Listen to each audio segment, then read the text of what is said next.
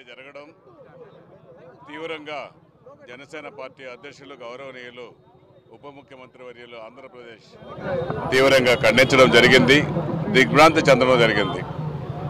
ఒక విహారయాత్రకు పోయే యాత్రికుల్ని ఉగ్రవాదులు కాల్చి చంపడం, రక్తపు ఏరు ప్రవహించడం చాలా బాధాకరమైన విషయం.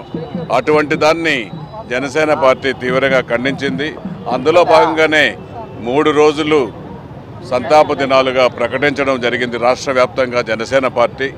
ఈరోజు ఉదయం కూడా ప్రతి పార్టీ కార్యాలయంలో ఫ్లాగ్ హాయిస్టింగ్ని కూడా చేసి కిందికి దింపడం, దానిపైన పశ్చాత్తాపడడం కూడా జరిగింది.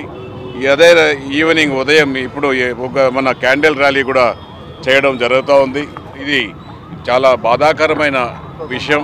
ఈ బాధాకరమైన విషయాన్ని జనసేన పార్టీ తీవ్రంగా పరిగణించింది.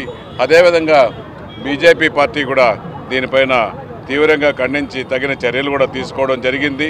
ఎన్డీఏ కూటమి నాయకులు గౌరవనీయులు ముఖ్యమంత్రి వర్యులు నారా చంద్రబాబు నాయుడు గారు కూడా దీనిపైన తీవ్రంగా ఖండించడం జరిగింది.